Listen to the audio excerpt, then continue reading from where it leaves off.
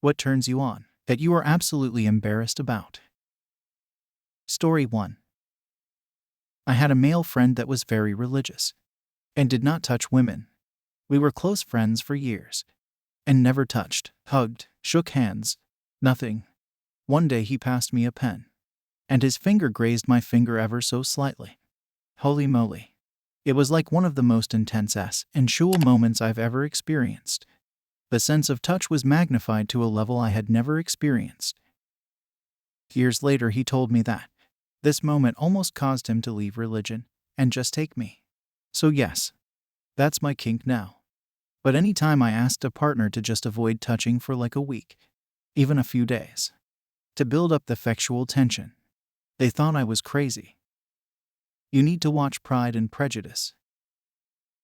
Story 2. Chokers, scarves, or really anything wrapped around a woman's neck, which isn't so embarrassing. But the reason is because the first fictional character I had a crush on was the girl with the ribbon around her neck, that when she took it off, her head fell off. Edit. Because a lot of people have asked or speculated, it's the girl with the green ribbon, not from The Wolf Among Us. Oh my god. I literally just read this story to my daughter, not 10 minutes ago. She found my very old scary story picture book and asked me to read it. Story 3. When a guy lays his head on my lap and is totally vulnerable. My girlfriend particularly loves this, while she enjoys our time alone together. Rough and dominating. She absolutely adores the switch and things, with me laying my head on her lap and just kinda trusting her completely, letting her play with my hair, because she apparently likes how soft it is, and seeing it poof up. There was a guy I was friends with in high school who I knew liked me, but I didn't really like back. Went over to his house with a group of about 3 others to watch a movie. At some point he laid his head on my lap.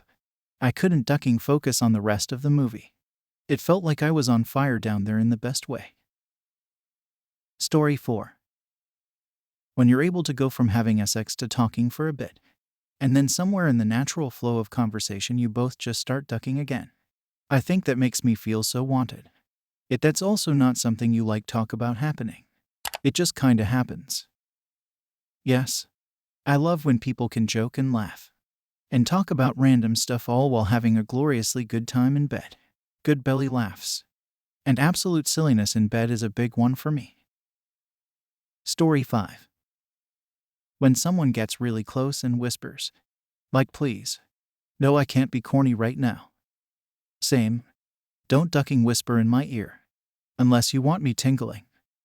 I literally have this thing that makes my lower spine actually tingle when whispered in one ear. Only one side though, right near the bottom of the earlobe. Weird feeling, not always sexual, but can be intimate in the right moment. Also happens during haircuts, when the trimmers get behind my ear. Story 6. Had an ex who was 4 feet 11 inches stomp on the couch cushion next to me and put her hand on my throat because of some excessive teasing. She was angry and wanted me to get on with it already. My brain fried, and I thought something broke in me for a second.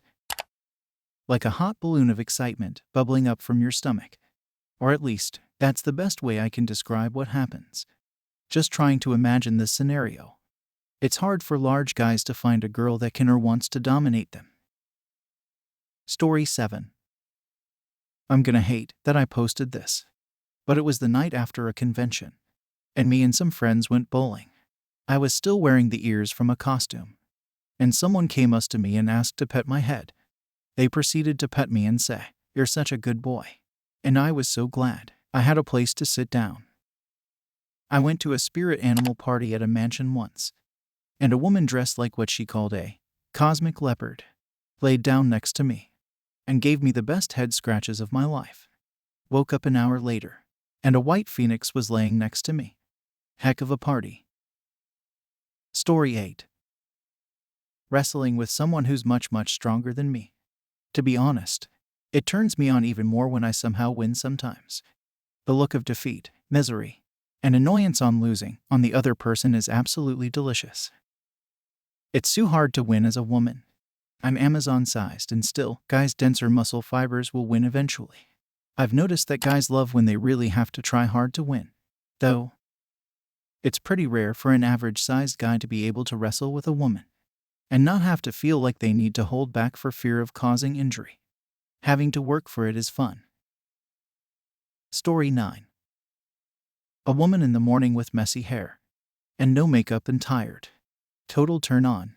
Also a woman doing sexual acts in full clothing. Not sure why. Oh man. Something about the act while my wife is still wearing a sundress. My wife and I went to a farmer's market on a Saturday, and she wore one of her sundresses. Special occasion, you know. And anyway, that's how we ended up with our daughter. Edit. Bestie, it was on a Saturday. Not this last weekend. Hello everyone. Before continuing the video, I am thrilled to announce that our YouTube channel now offers a membership program.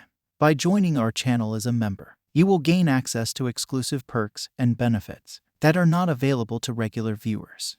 To become a member, simply click the join button on my channel homepage or under any of my videos. Memberships start at just $3.99 per month and can be canceled at any time. Thank you for being a part of our community, and we hope to see you as a member soon. Story 10. Biting. A girl I had a crush on in high school bit my arm playfully, and I had to hide my hard-on. Also, a recent hookup nibbled my earlobe and around my neck and shoulders, and I reached the mountaintop moments later. Something more conventionally embarrassing would be when I tried to get back into anime as an adult and was ashamed to be getting corny for some of the female characters, specifically Yoko from Gurren Lagann and Tornado from One Punch Man. Story 11. There is a spot on the dead center back of my head. Even someone lightly touching it or pulling my hair sets me off. Doesn't matter who. I dated this woman that had that spot just behind and under her ears on both sides. I found this out when one time we were hanging out before we got together, and she was leaning her chair back on the legs while she started to tip over. And with one hand I grabbed armrest, and my other hand caught her at the base of her neck right before she fell. I don't think I have ever in my life ever turned a woman on that fast. We had a lot of fun together that year. Lo. Story 12. A competent and capable girl who is completely fumbling something.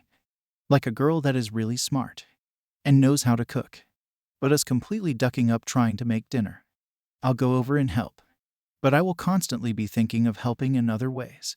It's more of an emotional turn-on for me than physical. Oh shit, this is hot. Is reading this comment section and learning other people's weird turn-ons. A weird turn-on. Haha. Story 13. Female mid-level managers at grocery stores. Like the assistant manager or department head. I'm dead serious. And I have no idea why. Edit. Oh wow.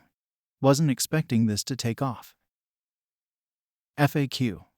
My mom did not work such a job while growing up, and we have a great relationship.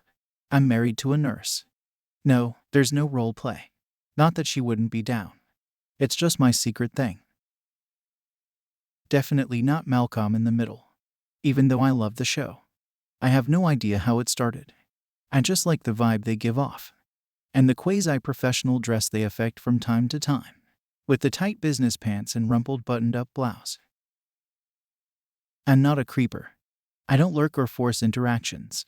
I feel like people, especially women, should be left the duck alone at work. But, you know, I'll steal a glance or two here and there. Or get in their checkout line. It's all above board. It's not a corn thing. Dina from Superstore is a great example.